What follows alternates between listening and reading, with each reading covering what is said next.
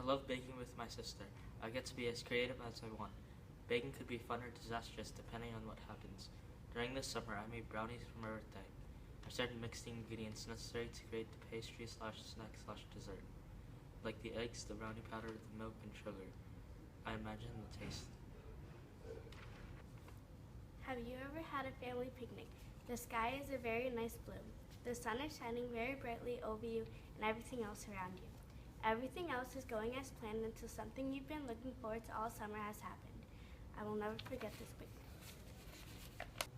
First, we have to prepare the food. When we would walk into the kitchen, you would smell the delicious food getting ready to be put on the grill. The strong aroma of spices filled the air.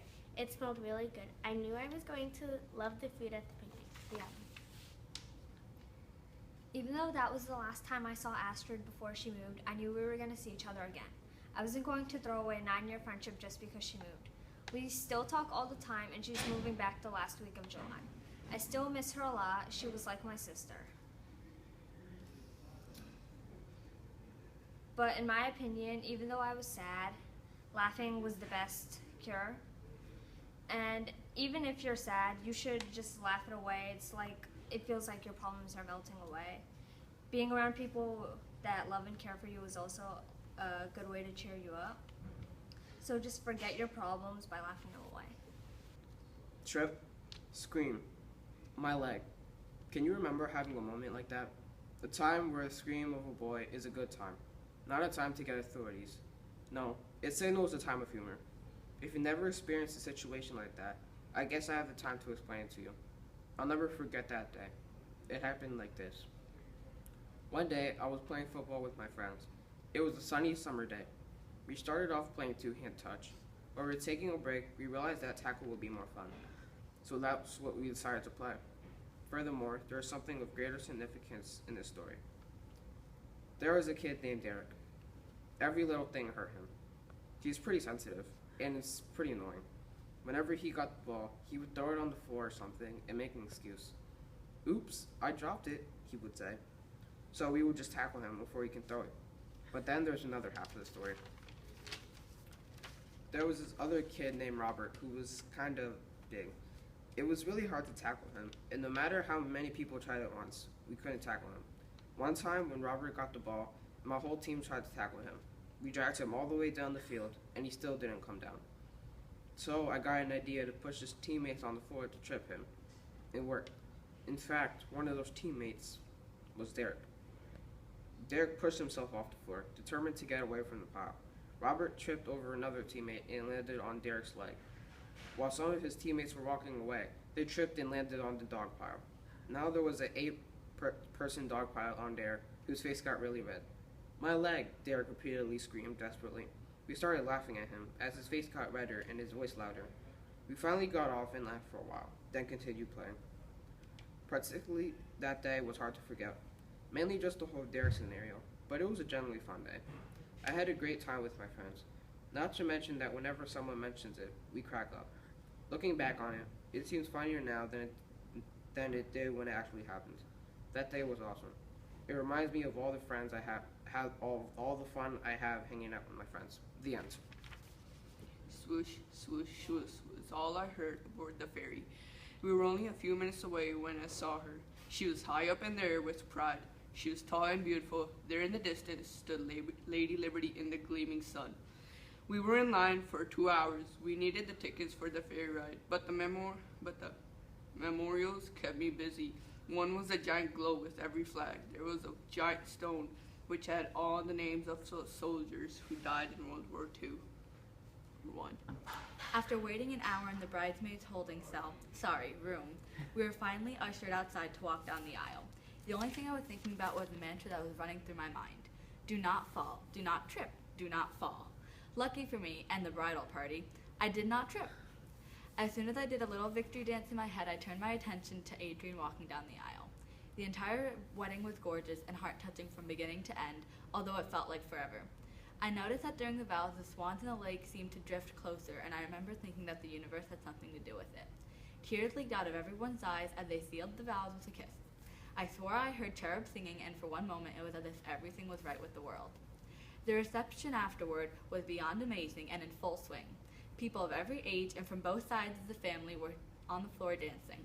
My brothers and I formed a little dancing circle and we put on a show while people cooed and awed over us.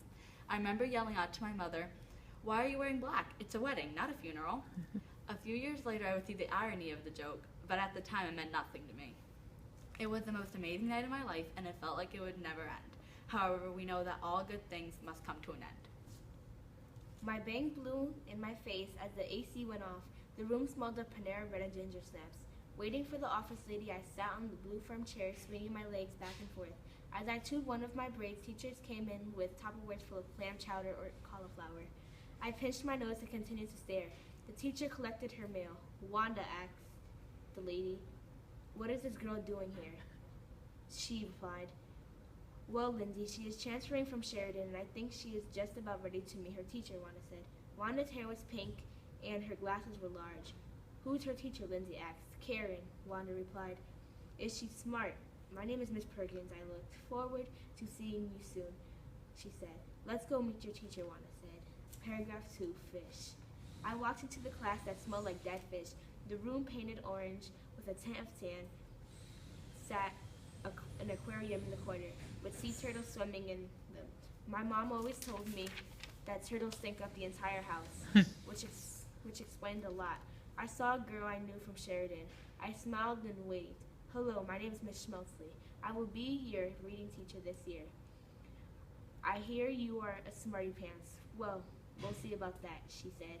"Oh, Karen, she skipped the roots," Wanda said. I'm so lonely. My family just moved me from all my friends to a new school. I dreaded walking to the bus stop each day. It was the beginning of 3rd grade, but everyone already had friends, except me. One day a pretty girl walked up to me. "Hi," she said. "Was she talking to me? No one ever talked to me." "Hi, I'm Chelsea," I said. "Let the games begin." After a while, I learned her name was Sarah. Sarah's favorite thing to do is eat, just like me. I soon found out a very important fun fact. She has 3 sisters and 1 brother. They're all older. Whoa. I personally think her brother looks like Bruno Mars. Just saying. The first time I saw him, I almost screamed. Almost. I thought we were the best friends that ever lived. At the same time, our moms got together. Let me tell you something. My mom is crazy protective. She would not let me go to any of my friends' houses until she met Miss Lisa. Miss Lisa is Sarah's mom. She's super cool and Caribbean, just like my mom. I guess being overprotective is a Caribbean thing because Sarah has that problem too. As a result, my mom let me stay at Sarah's house. My mom. I thought it was a miracle. It was a miracle. "Thank you, thank you, thank you," I told my mom. I couldn't believe it. My whole life started to revolve around Sarah. Sarah was in all my conversations. Okay, my mom would say. Maybe I was a little annoying. I never thought about that. Since then, Sarah has shaped me in so many ways. She helped me find one of my most exciting passions, Japanese culture. You probably want me to elaborate. Hold on, I'm getting there. Sarah watches anime TV, draws manga and chibi, and listens to Vocaloid. She recommended watching Sailor Moon, and now that's one of my favorite animes. She looks like a sailor with 2 bananas sticking out of the side of her head. Where do I start with the manga? Manga is a more realistic version of chibi. The chibi, their bodies are not proportionate, like at all. Their heads are usually bigger than their whole bodies. Sarah tries to teach me how to draw. It didn't go well at first, but now even Sharon Zhao, the old art master, compliments my drawings. Amazing, right? Don't even get me started about Vocaloid. A few years into our friendship, Sarah decided to show me a video. It was the cutest but weirdest thing I've ever seen. Vocaloid is a group of computers, which I didn't know at the time, that sing in Japanese and sometimes English. Sarah memorizes the dances and lyrics. I tried with her once and completely failed. So did Sarah, but for a completely different reason. I fell and got lost so many times. Sarah just started laughing too hard. Whatever, man. Some of my favorite people are Miku Hatsune, Kato, and Luca Mangarine. I hate her. She's so annoying, Sarah said. I almost died. About 3 years after my world began, it ended. My family was pulling me away from all my friends again. In contrast to the last time, we were moving all the way across the country. Are you kidding me? There's only a 2% chance I'll find a friend like Sarah. Knowing me, I put on a blazer and used statistics. My mom almost cracked. I knew she would buy it. Regardless, my dad stepped in and ruined everything. I lost the battle, but not the war. If I said that, I'd be lying to you. I did lose, so badly. Saying goodbye was the worst part. We promised to keep in touch. Does that ever really happen? I thought. Oh well, I guess I'll have to find out. I'm going to miss you so much. I'm going to miss you too. I promised myself I wouldn't cry. I didn't, while I was there. Once I got home, I bawled my eyes out. My life was over. We kept in touch for a couple of months. She called me for my birthday. We even wrote letters, yet it wasn't the same. I missed her so much. I was miserable, heartbroken, and bitter without my alter ego amigo by my side. I would shed bitter tears and ask for Sarah, but of course she wasn't there. I wanted to hiss at anyone with the name Sarah, until Chelsea were moving back. All's well that ends well, or so I thought. I moved back, of course. Clearly not even the gods could keep us apart. The first time I saw her, her face was unforgettably priceless. We jumped into each other's arms. It's as if no one else mattered at that moment in time. If you've never felt this, you probably think I'm weird, but you'll know when you feel it. It's like your dad coming home from the army for the first time. A couple of months have passed, and I've noticed something. Our relationship has been severely damaged. We used to be able to talk about nothing for hours at a time.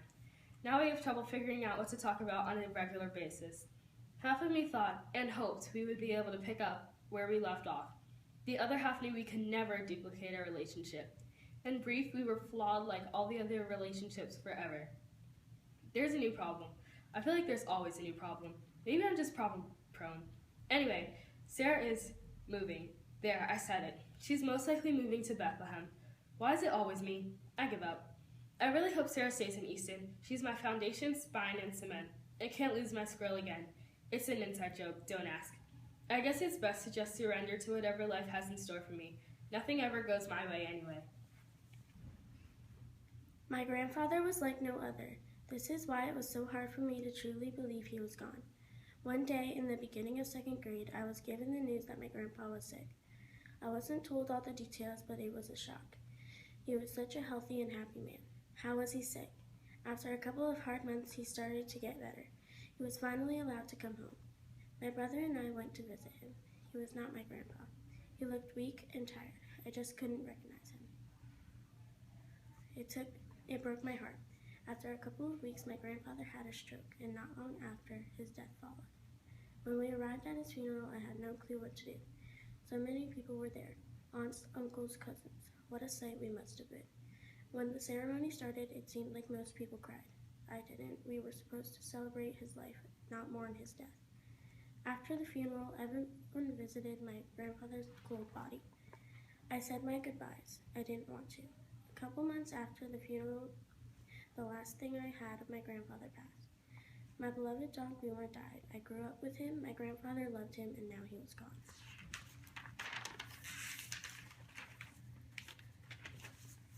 The next couple weeks, things started to get awkward. My dad was never home, and when he was, he and my mom would fight. So when he showed up out of the blue, one day I knew something was up. That's when it happened. That's when I found out that my parents were divorcing. The first thing I remember doing is running. I ran to the backyard, sat by a tree, and just cried. My world was truly falling apart. My dad knew it was hard for me, for my brother and I. Or so he said, because no more than a week later he had a new girlfriend. At this point, I had begun to see a therapist and moved to a new house in the neighborhood. With so much going on, my mom enrolled me in a family changes program. There I met a lot of people in the same situation as me. It really comforted me knowing people truly understood. Music is a roller coaster of life. It's your choice to get on it or not. You don't just play the notes, you play the meaning of them. These are both quotes about music. Music is so important to my life. Without it would be like life without food. To begin with, I really didn't know whether to play an instrument or not, but I decided to take the risk. Then I told my music teacher that I wanted to play an instrument. As most people should, I struggled with picking a beginning instrument. There were many instruments I wanted to play, but at the time I knew I couldn't play all of them. I finally chose the clarinet. Many of my friends called me Squidward and other rude names because of my instrument, but I was happy with the one I chose. A few years after I learned how to play the clarinet, my band teacher asked me to play solo. I was a bit nervous because I was not a good player at the time. He told me just to try my best and I'll do fine. After I played the solo, I got used to playing solos. When I got used to playing the clarinet, I wanted to try something else. I wanted to try to play another instrument. I decided to try to play all the instruments. So far, I learned 4 new ones: piano, guitar, trumpet, and tuba. To finalize, I put on my bucket list to play and master all of the instruments, no matter if I like them or not. I decided to get on the music coaster, and if I were you, I would get on it too. The beach. The beach felt so good and soft, like a fluffy dog. The sand was hot, giving the feeling of an oven. The water was too cold to go in, so I just stayed on the beach. That's it. Have you ever cared about someone so much you couldn't even imagine losing them? Well, I did, and it's something you never ever want to feel in life. That someone in my case was my dad. He had lymphoma, which is a type of cancer. I was only 4 years old at the time. I remember every detail. Who wouldn't? I remember going to visit my dad at the hospital. I enjoyed it so much, even on holidays. I remember wearing a pink and yellow dress when I saw him on Easter.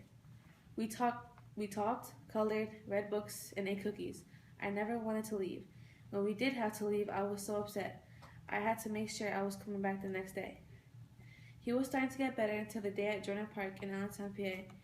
He was playing handball with his friends, then he collapsed out of nowhere. My dad's friends hurried and called his mom and his brothers. Right when they got there, they quickly put me and my dad inside the car and rushed to the hospital. We got there so quickly it felt unreal. All I could see was trees and buildings rushing past me.